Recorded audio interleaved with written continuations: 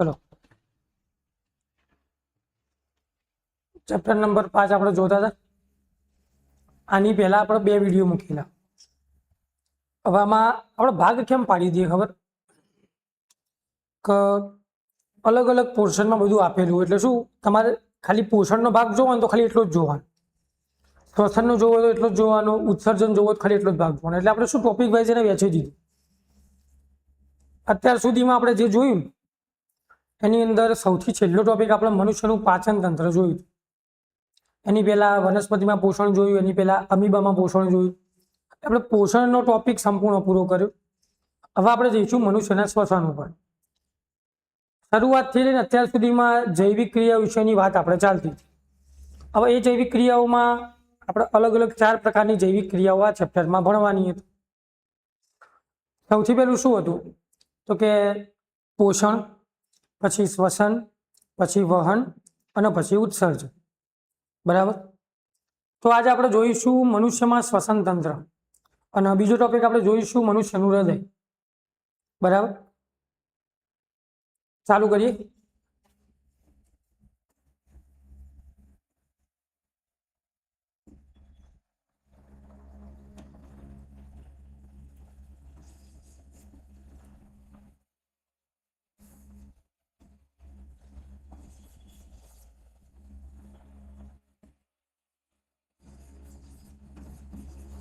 મનુષ્યનું શ્વસન તંત્ર. આમ તો શું ખબર કે આની આકૃતિ છે ને એ દોરવાની પૂછાતી નહીં, પણ જો આપણે થિયરી સમજવી હશે ને તો આપણે આકૃતિ દોરવી પડશે. બરાબર. જો હું એવી આકૃતિ મૂકી પણ શકતો હતો જેથી હું તમને સમજાવી પણ શકતો હતો, જો આપણે દોરેલું હશે ને તો આપણને થોડું વધારે ખબર પડશે. એટલે તમારે શું કરવાનું હોય, પરીક્ષામાં દોરવાની નહીં, પણ તમને થિયરીમાં ખબર પડે ને એની પ્રેક્ટિસ માટે ખાલી એક વખત ઘેર જોઈને પ્રેક્ટિસ કરજો.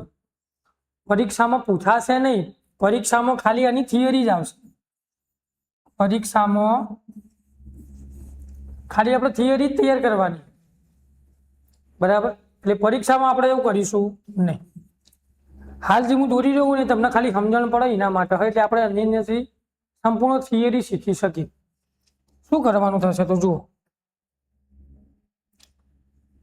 સૌથી પહેલા આપણે એનું મુખવાળો ભાગ દોરીએ.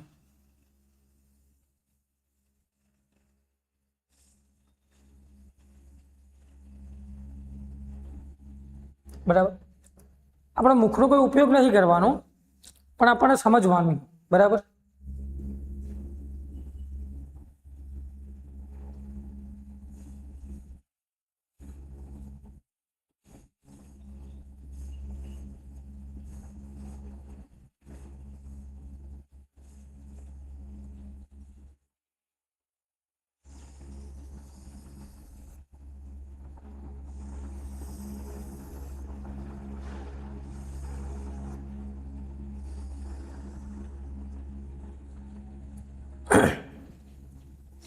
તમારે દોરવાનું નથી, પણ જો તમારે દોરો તમે પ્રેક્ટિસ માટે દોરી શકો, જેથી કરીને તમને થિયરી રહી ને એક સંપૂર્ણપણે આવડી જાય. બરાબર. જાતે દોર્યું હશે ને તો ઝડપથી થિયરી તમને આવડશે.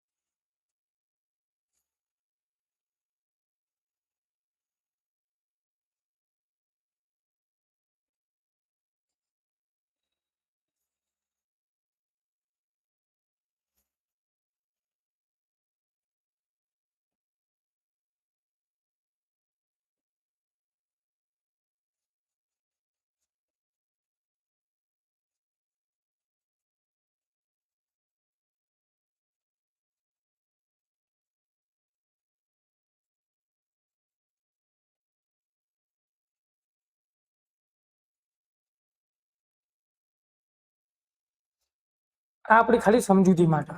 બરાબર. કયા કયા ભાગને આપણે સમજવાના. તો સૌથી પહેલા આ ઉપરનો જે ભાગ દેખાય એને નાસિકા કોટર તરીકે ઓળખવામાં આવે. આને આપણે કંઠનળી કહીશું. એના નીચે આપણને સ્વર પેટી જોવા મળે.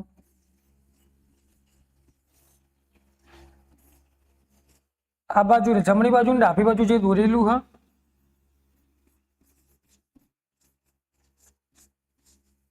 એને ફેફસા કહેવાશે. બરાબર. અહીંથી લઈને અહીંથી શરૂ કરી આપણને શ્વાસ નળી જોવા મળશે. આજે તમને ગોળ ગોળ જોવા મળે એને કાસ્થિમય વલય,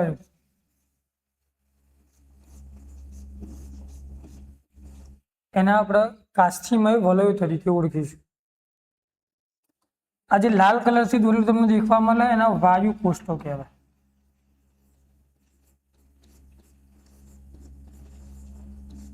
એને શું કહેવાય?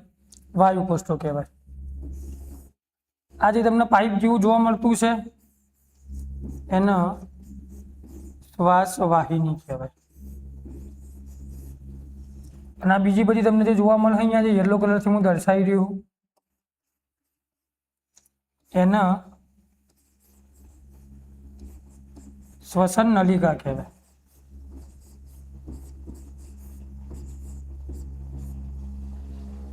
આપણે ભણવાનું હ મનુષ્યના શ્વસન તંત્ર વિશે. આટલા અંગોની ખબર પડવી જોઈએ. એક 3 ગુણની અંદર પ્રશ્ન આવશે. આ જો 2 ગુણની અંદર પ્રશ્ન પૂછાય ને તો એવું તમને પૂછાશે મનુષ્યના શ્વસન તંત્રના કોઈ પણ 4 ભાગો અથવા કોઈ પણ 6 ભાગોના નામ જણાવો. જેટલા ભાગો તમને જોવા મળે આ 1, આ 2, આ 3, આ 4, આ 5, આ 6, આ 7, આ 8, આ 9. આમાંથી કોઈ પણ 6 ભાગો તમારે લખવાના થાય. આ 6 ભાગમાંથી તમને જે ભાગ યાદ રહેતા હોય તમે ભાગ લખી શકો. બરાબર. લાસ્ટ યર એક્ઝામમાં કંઈક આવો જ પ્રશ્ન પૂછાયેલો હતો. થિયરી તો પૂછાય જ છે પણ એના સિવાય જો તમે લખતા હોય ને તો આ ભાગો તમારે યાદ રાખવા પડશે. એટલે આ ભાગો તમને પરીક્ષામાં પૂછાય છે. બરાબર. થિયરીની શરૂઆત કરીએ તો શ્વસનનો મતલબ શું? સૌથી પહેલા આપણને શ્વસનનો મતલબ શું? ઉર્જા મુક્ત કરવી એનો મતલબ એવો થાય. બરાબર. આપણે એવું કહી શકીએ કે જ્યારે મનુષ્ય શ્વસનની ક્રિયા કરે ને ત્યારે જીવિત રહી શકે. એટલે શ્વસનની ક્રિયા કરશે એ ઓક્સિજન શરીરમાં જશે અને કંઈક જેટલી પણ ક્રિયાઓ કરવાની છે એ બધી ક્રિયાઓ એના આધારે કરતો રહેશે. બરાબર.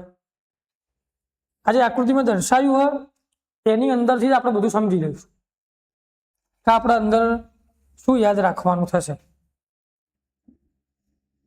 બરાબર. સૌથી પહેલી વાત કરીએ અહીંથી નાસિકા કોટર. મનુષ્યના શરીરની અંદર શ્વસન તંત્રનો સૌથી પ્રથમ ઘટક કે જેની અંદરથી આપણે વાયુનો અંદર લઈ જવાના. શું લઈ જવાનું? વાયુનો અંદર લઈ જવાના. એટલે વાયુ સ્વરૂપે આપણે શાના લઈ જઈએ? સૌથી પહેલા આપણે ઓક્સિજનને લઈ જઈએ. તો ઓક્સિજનને આપણે નાસિકા કોટર દ્વારા શરીરના અંદર દાખલ કરવા. જેવું અંદર દાખલ થાય ને એટલે એની અંદર એટલે નાસિકા કોટરમાં નાના નાના રૂમ જેવા વાળ આવેલા. શું આવેલું હોય? રૂમ જેવા વાળ. એ શું કામ કરે? તો કે આપણો વાતાવરણમાંથી ઓક્સિજન લઈ તો લઈએ પણ એની અંદર તમને ધૂળના રજકણો બીજા એવા કેટલાક વધારાના કણો જોવા મળશે જે કચરો હશે એ આપણા જે વાળ છે ને નાના નાના એ વાળની અંદર ચોંટી છે. બરાબર. જેવું ચોંટી જશે એટલે હવે અંદર જેવું ઓક્સિજન જેવો દાખલ થશે ને એવો તરત જ ઓક્સિજન શુદ્ધ થઈ જશે. જે કચરો છે તે રજકણો છે એ રૂમ જેવા વાળ ઉપર ચોંટી જશે. બરાબર. એટલે અંદર જે વાયુ ગયો એ આપણે એવું કહી શકીએ કે શુદ્ધ વાયુ ગયો હશે. એ શુદ્ધ ઓક્સિજન ગયો હશે. ત્યાંથી એ શ્વસન નળીકામાં એટલે શ્વાસ નળી જે આપેલી છે એની અંદર દાખલ થશે. હવે સૌથી પહેલું ત્યાં આપણને એક કંઠ નળી જોવા મળે, દેખાતું છે તમને. એક્ઝેક્ટ એની નીચે આપણને એક સ્વર પેઢી જોવા મળે, એમાંથી પસાર થઈ અને આ એક તમને વલયો ગોળ ગોળ રીંગો દેખાતી છે, દેખાય ભાઈ? આ ગોળ ગોળ રીંગોના કાસ્થિમય વલયો કહેવાય. એ કાસ્થિમય વલયો દ્વારા અહીંયા ઓક્સિજન પસાર થશે. એ કેમ આપેલું હોય? તો કાસ્થિમય વલયો એમને શોખ માટે નહીં આપેલા. આપણે શ્વસનની ક્રિયા કરતા હોય બરાબર, ત્યારે ઓક્સિજન જ્યારે અંદર દાખલ થાય તો એ અંદર સરળતાથી જઈ શકે, એનો માર્ગ રોકાય ના, એટલે બંધ ના થઈ જાય, એટલે અહીંથી બ્લોકેજ ના થઈ જાય, એના માટે આવા વલયો આપેલા હોય કે જે સરળતાથી ઓક્સિજન ફેફસાની અંદર જવા દે. શ્વસન તંત્રનું સૌથી મહત્વનું અંગ હોય ને તો એ ફેફસા, બરાબર. અને એક્ઝેક્ટ અહીંયા નીચે ઉરોદર પટલ આવેલું,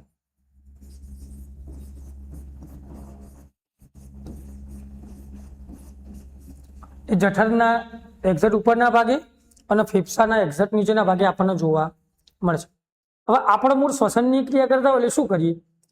શ્વાસ દાખલ કરીએ એટલે ફેફસાની અંદર હવા ભરાય, એટલે ઓક્સિજન ભરાયો એટલે આપણું છાતી શું થઈ જાય? ફૂલી જાય.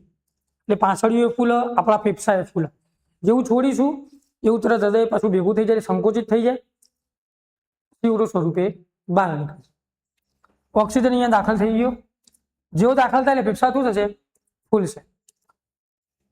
શ્વાસ વાહિનીમાં, આ શ્વાસ વાહિનીમાંથી અલગ અલગ શ્વસન નલિકાઓ આપણને જોવા મળે.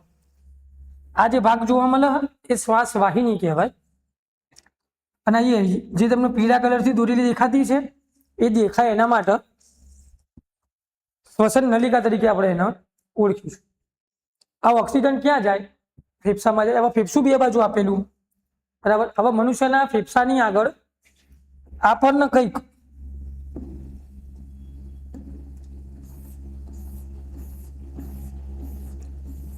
આવા પ્રકારની પાંસળીઓ જોવા મળે.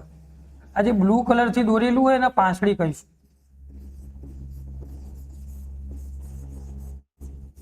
આવી પાંસળીઓ આપણા શરીરમાં બંને જગ્યાએ જોવા મળશે. એટલે આવું તમને જમણી બાજુ ડાબી બાજુ બંને બાજુ જોવા મળે. એક બાજુ આપણે સમજી લઈએ, બરાબર, બીજી બાજુ તમને ઓટોમેટિક ખબર પડી જશે. ઓક્સિજન જેવો દાખલ થયો એવું ફેફસું તરત શું થશે? ફૂલશે. ફૂલશે એટલે આપણી છાતી પણ ફૂલશે. એટલે એનો મતલબ એવો કે ફેફસું હતું એ પાંસળીઓ ન હતી એટલે પાંસળીઓ પણ શું થઈ? ફૂલી. એનો મતલબ અંદર શુદ્ધ ઓક્સિજન ભરાયેલો હશે. હવે અહીંયા 5 નંબરમાં આપણે વાયુ કોષો લખેલા, શ્વસન નલિકાઓ અને એના અંતિમ છેડે આપણને ફુગ્ગાઓ જેવી રચના જોવા મળે. શ્વસન નલિકાઓના અંતિમ છેડે આપણને ફુગ્ગાઓના જેવી રચના જોવા મળે. એ ફુગ્ગાઓ જેવી રચનાના વાયુ કોષો તરીકે ઓળખવામાં આવે. એક પ્રકારના ફુગ્ગા જ છે. આપણે ફુગ્ગામાં શું કરીએ? લે અંદર હવા ભરીએ એટલે ફુગ્ગો શું થાય? મોટો થાય. તો સેમ એવું જેવો ઓક્સિજન દાખલ થયો એવા વાયુ કોષો ને એની અંદર ઓક્સિજન ભરાય એટલે શું થાય? ફૂલો. આ વાયુ કોષોની જોડે આપણા શરીરની રુધિર કેશિકા જોડાયેલી હોય. એક નહીં, ઘણી બધી રુધિર, એક નહીં, એકથી વધારે રુધિર કેશિકાઓ જોડાયેલી હોય. વાયુ કોષોમાં ઓક્સિજન ભરાય એટલે વાયુ કોષો શું થશે? ફૂલશે. ફૂલશે એટલે આ રુધિર કેશિકાઓ દ્વારા જે આપણા શરીરના જુદા જુદા અંગો સુધી પહોંચેલી છે રુધિર કેશિકાઓ, એ ઓક્સિજન એટલે આ શુદ્ધ ઓક્સિજન વાયુ કોષોમાંથી રુધિર કેશિકાઓમાં જાય અને રુધિર કેશિકાઓ આપણા શરીરના જુદા જુદા અંગો સુધી પહોંચાડી. જેવું પહોંચશે ને એવો ત્યાંથી, એટલે એ રુધિર કેશિકાઓ જ્યાં પહોંચેલી હશે ત્યાંથી CO2 ને પાછું લેતા આવશે. CO2 જેવું પાછું લાવશે ને એમાં વાયુ કોષોમાં CO2 દાખલ થશે. વાયુ કોષોમાંથી શ્વસન નલિકા દ્વારા, શ્વાસ વાહિની દ્વારા અને નાસિકા કોરલ દ્વારા ઉચ્છ્વાસ સ્વરૂપે આપણે એને શું કરી દઈશું? બહાર નીકાળી દઈશું. આ જેટલું હું બોલ્યો ને એક આખી ક્રિયા થાય ને ત્યારે કહેવાય શ્વાસ અને ઉચ્છ્વાસની ક્રિયા પૂરી થઈ. એટલે હું તમને એવું કહી શકું કે નાસિકા કોટર દ્વારા જ્યારે ઓક્સિજન શરીરમાં દાખલ થયો, જેવો શરીરમાં દાખલ થયો ત્યાંથી શરીરના અંગો સુધી પહોંચ્યો, એ શ્વસનની ક્રિયા એટલે શ્વાસ લેવાની ક્રિયા. ત્યાંથી CO2 પાછો આવ્યો વાયુકોષો દ્વારા શરીરના અંગોમાંથી નાસિકા કોટર દ્વારા પાછો ફરીથી બહાર નીકળ્યો એના એ જ જગ્યાએથી, તો એને કહેવાય ઉચ્છ્વાસની ક્રિયા. મનુષ્યોમાં આવી જ રીતના કંઈક ઉચ્છ્વાસની ક્રિયા અને શ્વસનની ક્રિયા શ્વાસ લેવાની ક્રિયા આપણને જોવા મળે. કેવી રીતના આવે? નાસિકા કોટરમાં દાખલ થાય, નીચે આવી શ્વાસ નલિકા, તેમાંથી શ્વાસ વાહિનીમાં, શ્વસન નલિકાઓમાં, શ્વસન નલિકાઓના છેડે વાયુકોષો ફૂલે, શુદ્ધ ઓક્સિજન રુધિર કેશિકાઓ દ્વારા શરીરના જુદા જુદા અંગો સુધી પહોંચાડે. ત્યાંથી CO2 પાછો આવે વાયુકોષોમાં, શ્વસન નલિકાઓમાં, શ્વસન વાહિનીમાં, શ્વાસ નળીમાં, નાસિકા કોટર દ્વારા શરીરમાંથી બહાર નીકળી જાય. આવી કઈક પ્રક્રિયા થાય ત્યારે આપણે એવું કહી શકીએ કે મનુષ્યનું શ્વસન તંત્ર સંપૂર્ણપણે પૂરું થયું હશે. બરાબર. લખવું હોય તો કેવી રીતના લખાય? તો જુઓ કે આવી રીતના લખાય. સૌથી પહેલા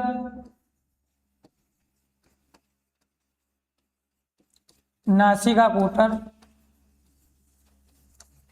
એમાં ઓક્સિજન દાખલ થયો. જેવો ઓક્સિજન દાખલ થશે એટલે એની અંદર રોમ જેવા વાળ આવેલા હોય, બરાબર. એને આપણે શ્લેષ્મ પણ કહી શકીએ. રોમ જેવા વાળ આવેલા હોય એ બધો કચરો ત્યાં ભરાઈ જાય એટલે શુદ્ધ ઓક્સિજન હવા જે શરીરના અંદર દાખલ થશે એટલે જે ફેફસામાં હવા જશે એ કેવો ઓક્સિજન હશે? લે આપણે કહી શકીએ કે શુદ્ધ ઓક્સિજન હોવો જોઈએ. હવા શુદ્ધ ઓક્સિજન કંઠ નળીમાં જાય, કંઠ નળીમાંથી સ્વર પેટીમાં, ત્યાંથી શ્વાસ નળીમાં જાય, શ્વાસ નળીમાંથી જઈને સીધો ક્યાં દાખલ થશે? સીધો ફેફસામાં. ફેફસાની અંદર બીજું તમને શું જોવા મળે? તો કે ફેફસાની અંદર તમને શ્વાસ વાહિની જોવા મળે. શ્વાસ વાહિની જોડાયેલી હોય અલગ અલગ પ્રકારની શ્વાસ નલિકાઓ જોડે, અને આ શ્વાસ નલિકાના છેડે આપણને જે ફુગ્ગાઓ જેવી રચના તમને જોવા મળે એને તમે શું કહો? તો કે એને આપણે વાયુ કોષ્ઠો શેના તરીકે ઓળખો? એટલે એના આપણે વાયુ કોષ્ઠો તરીકે ઓળખો. વાયુ કોષ્ઠોમાં શું હોય? વાયુ કોષ્ઠો ફુગ્ગા જેવી રચના એટલે એની અંદર ઓક્સિજન શું થશે? ભરાય.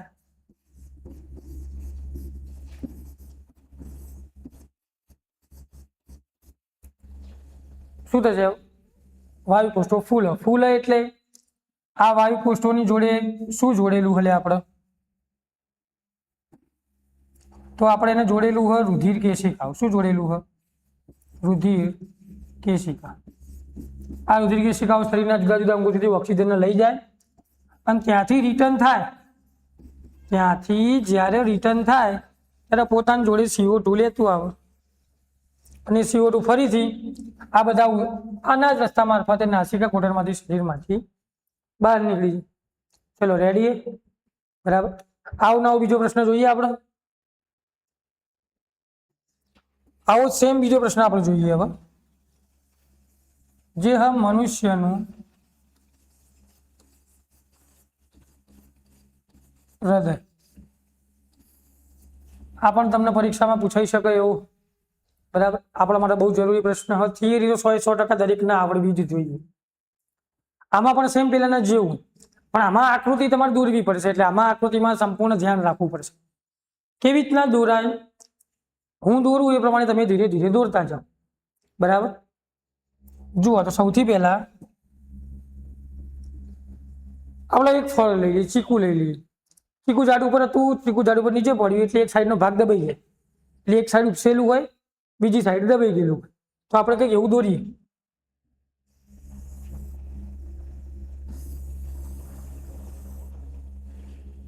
તમને એવું જોવા મળતું છે? બરાબર.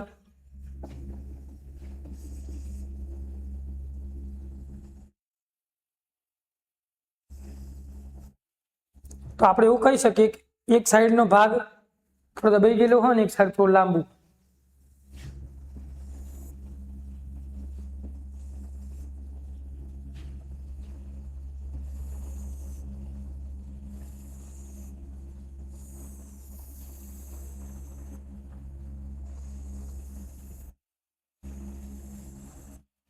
જુઓ કંઈક આવી રીતના આપણે દોરી શકીએ. બરાબર. જોડે જોડે દોરતા રહેજો એટલે શું પ્રેક્ટિસ થાય થોડી.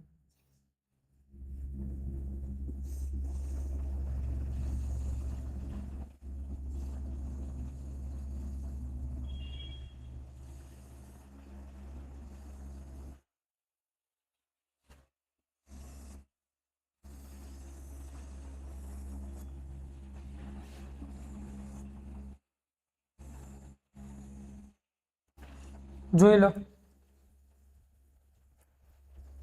આગળ જવા દઈએ હવે.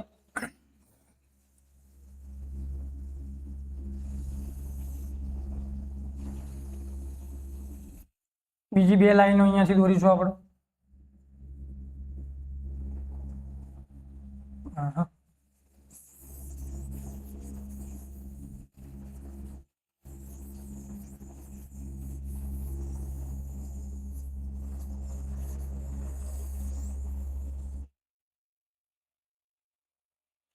જુઓ મનુષ્યનું હૃદય આકૃતિ દોરવી જરૂરી છે. બરાબર.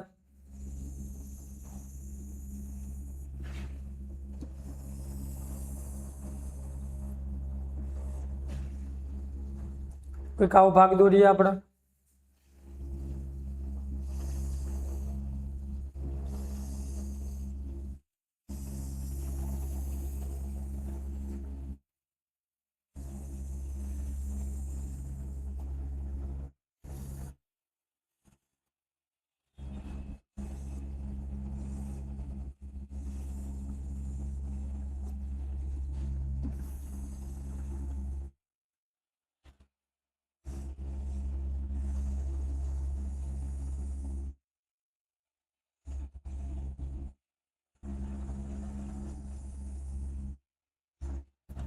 ચલો.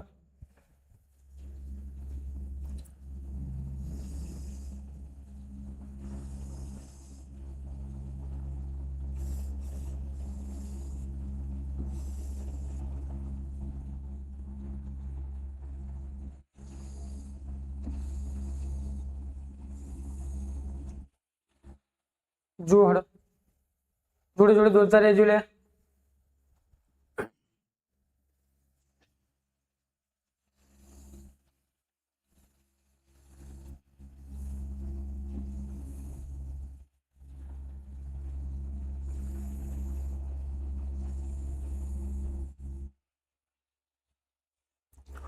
જોડે જોડે દોરતા રહેજો તો તમને ફાવશે.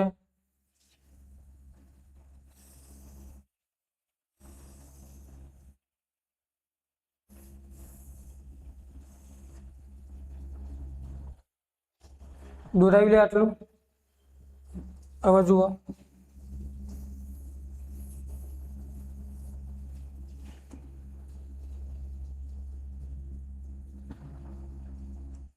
આ બે ભાગને થોડા આગળ લંબાઈ દઈએ અને આ બાજુથી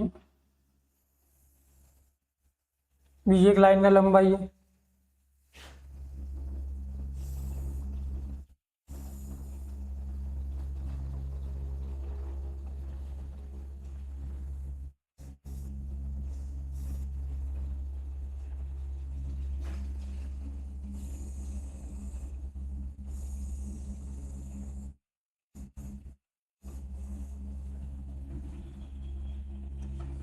આના આ બાજુ લંબાઈ દઈશું આગળ એટલે ક્યાંક આ બાજુ જશે. આ ઉપરવાળાના આ બાજુ ક્યાંક લંબાઈ દઈશું એટલે ક્યાંક આ બાજુ જશે. ક્યાંક આવી રીતનો આપણને મનુષ્યના હૃદયનો આકાર જોવા મળે. જો આપણે નામ લખીએ અંદર.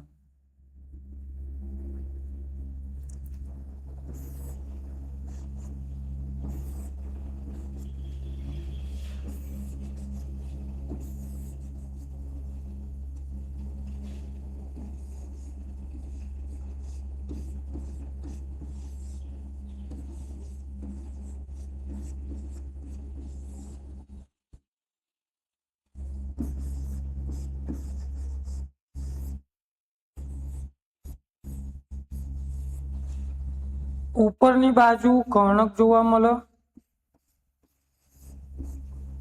નીચેની બાજુ આપણને ક્ષેપક જોવા મળે.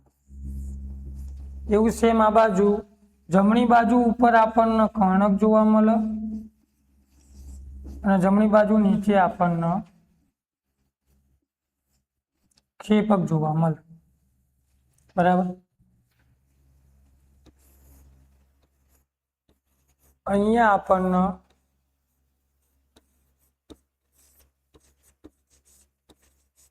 ફુસફુસીય શીરા જોવા મળશે.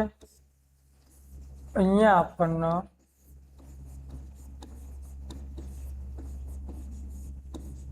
ફુસફુસીય ધમની જોવા મળશે.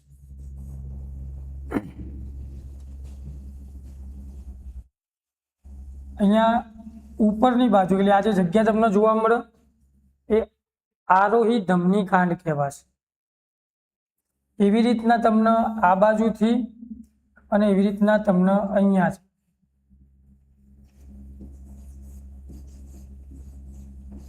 શીરા જોવા મળશે, અગ્ર મહાશિરા અને પશ્વ મહાશિરા. બરાબર. આપણે જગ્યાનો અભાવ એટલે આપણે નામ નહીં લખતા, થિયરીમાં બધું એને લઈ લઈશું. આ ભાગથી આ બાજુ અને આ ભાગથી આ બાજુ અહીંયા આપણને દ્વિદલ વાલ્વ જોવા મળે અને આ સાઈડ આપણને ત્રિદલ વાલ્વ જોવા મળે. બરાબર. એક બાજુ દ્વિદલ વાલ્વ કેવી રીતે યાદ રખાય લેવી? તો આપણને ડાબી બાજુ કહીએ અને જમણી બાજુ કહીએ તો ખબર પડે કે ના પડે? ડાબી બાજુ જે હોય ને, ડાભાના અક્ષર કેટલા? તો કે બે અક્ષર તો દ્વિદલ વાલ્વ. જમણી બાજુ જમણું નો અક્ષર કેટલા? તો કે 3. તો કે એ બાજુ ત્રિદલ વાલ્વ. ડાબી બાજુ દ્વિદલ વાલ્વ, જમણી બાજુ ત્રિદલ વાલ્વ. તો આકૃતિ કંઈક આવી રીતના આપણને જોવા મળશે. એકવાર નામ ચેક કરી લો, કોઈ ભૂલ ના પડે. અહીંયા લખો તો આપણે લખી શકીએ અગ્ર મહાશિરા અને પશ્વ મહાશિરા. જુઓ કઈ પ્રક્રિયા આવી રીતના થશે. આ બાજુ મનુષ્યના ફેફસા એટલે જ્યાં તમને ફૂસફૂસ ધમની અને ફૂસફૂસ શિરા જોવા મળે ત્યાં તમને ફેફસા જોવા મળે.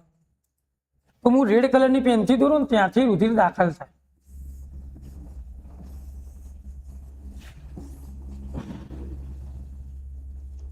આ બાજુ બધા શરીરના અંગો જોડાયેલા હોય.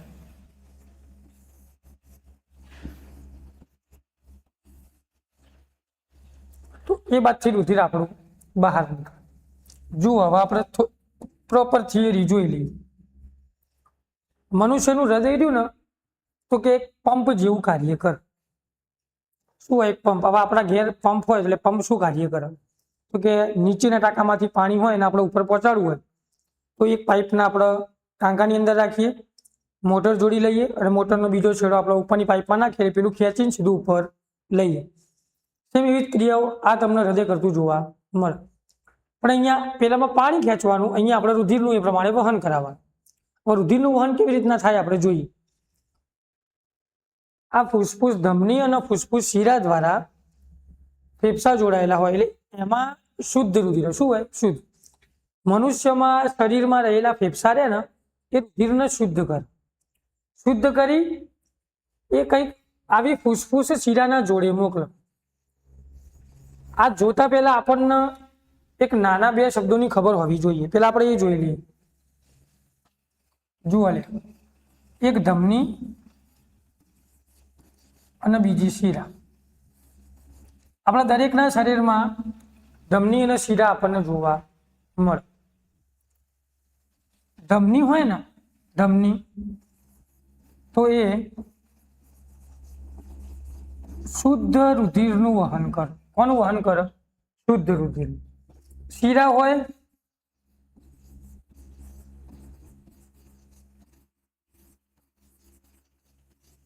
એ અશુદ્ધ રુધિરનું વહન કરે. જો તમને ધમની વિશે પૂછાય તો આપણે એવું લખી શકીએ ધમનીની દિવાલ લઈને જાડી, શીરાની દિવાલ લઈને એ પાતળી. આ જાડી દિવાલ હોય ને એ સ્થિતિસ્થાપક, કેવી હોય? સ્થિતિસ્થાપક. અને આ હોય એ અસ્થિતિસ્થાપક હોય. ધમનીમાં રુધિરનું વહન થાય ને, જ્યારે ધમનીની અંદર રુધિરનું વહન થાય ને એટલે જે દબાણ હોય ને, દબાણ એ આપણને ઊંચું જોવા મળે, અને શીરાની અંદર વહન થાય ને એ વખતે જે દબાણ જોવા મળે એ નીચું જોવા મળે. આટલા શબ્દો આપણને આવડવા જ જોઈએ. આના સિવાય બીજું આવે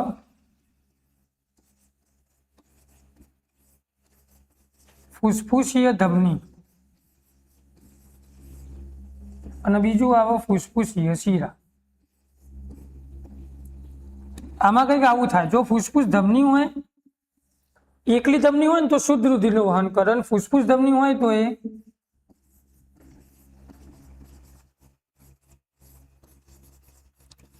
અશુદ્ધ રુધિરનું વહન કરે. ફુસફુસીય શીરા હોય તો એ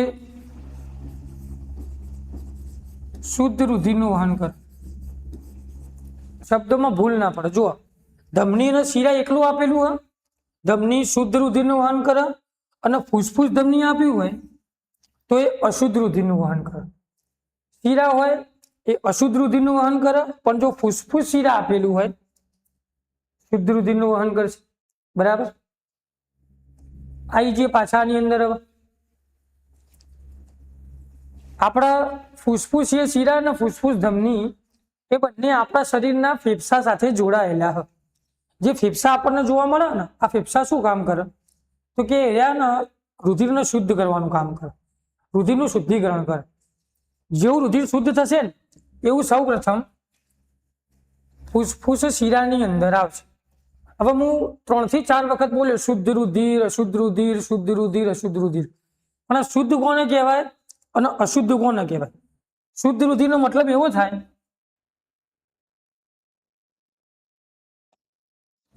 જો તમને એવું કહેવામાં આવે ને શુદ્ધ રુધિર, તો આપણે સમજવાનું આ જે શુદ્ધ રુધિર હશે ને એ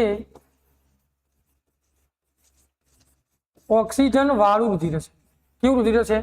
ઓક્સિજન વાળું. જો અશુદ્ધ રુધિર કહેવામાં આવે, જો તમને એવું કહે લે કે અશુદ્ધ રુધિર, તો આપણે સમજવાનું કે એ રુધિર ઓક્સિજન વિહીન હશે. કેવું હશે? ઓક્સિજન વિહીન. ફુસફુસીય શીરામાંથી શુદ્ધ રુધિરનું વહન થાય. એ રુધિર સૌથી પહેલા તો ડાભા કર્ણકમાં આવે. ડાભા કર્ણક જેવું રુધિર ભરાય એટલે પહેલા સંકુચિત અવસ્થામાં હોય, એટલે ભેગું થયેલું હોય. હવે ફૂલ એટલે શિથિલન થાય. ફરીથી જે શુદ્ધ રુધિર ડાભા કર્ણકમાં હતું એ અંદર દાખલ થાય એટલે સૌ પ્રથમ ડાભું કર્ણક શિથિલન થાય એટલે મોટું થાય. જેવું ફૂલ થઈ જાય એટલે ભરાઈ જાય, પછી ત્યાંથી એ શુદ્ધ રુધિર ડાભા ક્ષેપકમાં જોવા મળે. આ ડાભા ક્ષેપકમાં હવે શુદ્ધ રુધિર આવ્યું. એમાં પણ સેમ એવી સંકોચન અને શિથિલનની ઘટના થાય. હવે જે રુધિર આપણને જોવા મળ્યું એ અહીંયા, એટલે અહીંયા તમને જોવા મળશે દ્વિદલ વાલ્વ. જેવું ડાભું ક્ષેપક શિથિલન થશે એવું તરત જ આ દ્વિદલ વાલ્વ ખુલી જશે. ખુલશે એટલે આ શુદ્ધ રુધિર આ રસ્તા મારફતે ક્યાં જશે? અહીંયા. હવે ત્યાં આગળ ધમની, આરોહી ધમની ગાંઠ આપેલી, એટલે ધમની આપેલી. આપણને ખબર કે ધમની શુદ્ધ રુધિરનું વહન કર. એ અહીંયાથી શું થાય? અહીંયા આગળ રુધિર પહોંચ્યું એ સીધું શરીરના જુદા જુદા અંગો સુધી પહોંચી જાય. ક્યાં પહોંચી જાય? શરીરના જુદા જુદા અંગો સુધી. હવે બીજી ઘટના, તો બીજી ઘટના કંઈક આવી બને, જે શુદ્ધ રુધિર હતું એ અંગો સુધી પહોંચી ગયું, પણ અંગોમાં તો અશુદ્ધ રુધિર, તો અશુદ્ધ રુધિર પાછું આવે. ક્યાં આવે? તો એ ક્યાંક અહીંયા આવે. સૌ પ્રથમ અશુદ્ધ રુધિર દાખલ ક્યાં થાય? જમણા કર્ણકમાં. એટલે તમને અહીંયા અગ્ર અને પશ્વ મહાશિરા આપેલી જોવા મળે. આપણે કીધેલું હતું કે શિરાની અંદર અશુદ્ધ રુધિરનું વહન થાય. અશુદ્ધ રુધિર ક્યાં આવ્યું? શરીરના અંગોમાંથી જમણા કર્ણક. શિરાઓ દ્વારા પણ અહીંયા જોવા મળશે. અહીંયા બધું રુધિર એકઠું થયું. ફરીથી એવું કર્ણક પેલા સંકુચિત હતું, હવે શિથિલન થયું, પછી રુધિર નીચે આવ્યું. નીચે આવ્યું તો જમણું ક્ષેપક જોવા મળ્યું. તો જમણા ક્ષેપકમાં પણ એવી ઘટના, એટલે જમણું કર્ણક સૌથી પહેલા શું હતું? સંકોચિત અવસ્થામાં હતું. રુધિર ભરાયું, શિથિલન થયું. જેવું શિથિલન થયું એવું તરત ત્રિદલ વાલ્વ શું થઈ ગયું? ખુલી ગયું.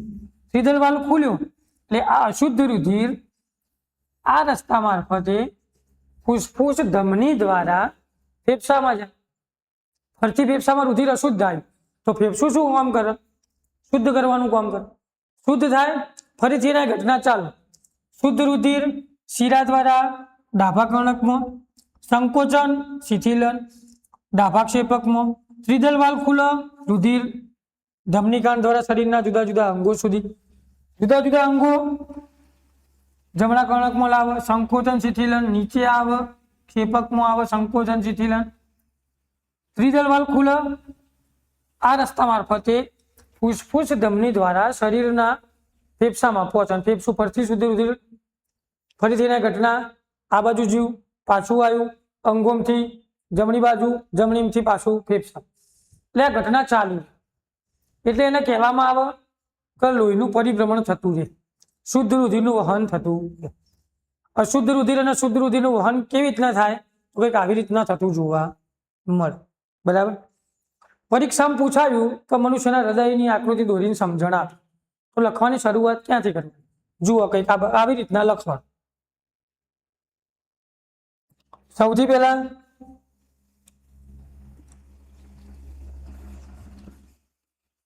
મનુષ્યનું હૃદય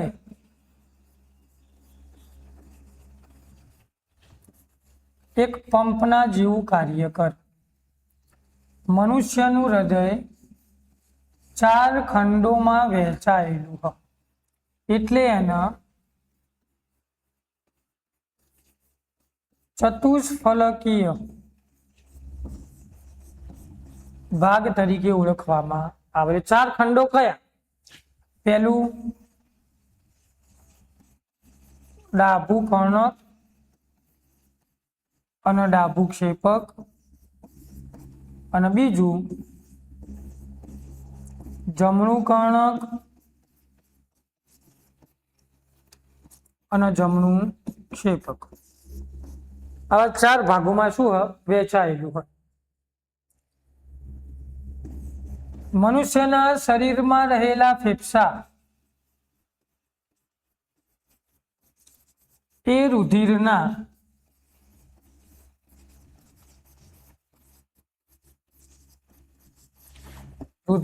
શુદ્ધિકરણનું કાર્ય કરે છે. જેવું રુધિર શુદ્ધ થાય, જેવું રુધિર શુદ્ધ થશે એવી કેવી ઘટના થશે? તો જુઓ, એમાં કંઈક આપણને આવી ઘટના જોવા મળે.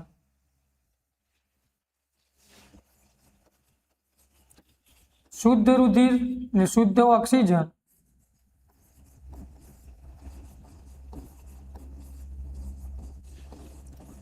ફૂસફૂસીય શિરા દ્વારા ડાભા કર્ણકમાં દાખલ થાય, ત્યાંથી ડાભા ક્ષેપકમાં દાખલ થાય. જો શોર્ટમાં આવી રીતના યાદ રાખવાનું. શુદ્ધ રુધિર ફેફસામાં હોય, ફેફસામાંથી ફૂસફૂસ શિરામાં જાય, ડાભા કર્ણકમાં જાય, ડાભા ક્ષેપકમાં જાય, ક્ષેપકમાંથી ધમનીમાં થઈ અને એ પહોંચે શરીરના જુદા જુદા અંગો સુધી. હવે શરીરના જુદા જુદા અંગોમાંથી શરીરના જુદા જુદા અંગો એમાંથી જે અશુદ્ધ રુધિર હશે, હવે કેવું રુધિર આવી રહ્યા? O2 વિહીન, એ ઓક્સિજન વગરનું રુધિર ક્યાં જાય?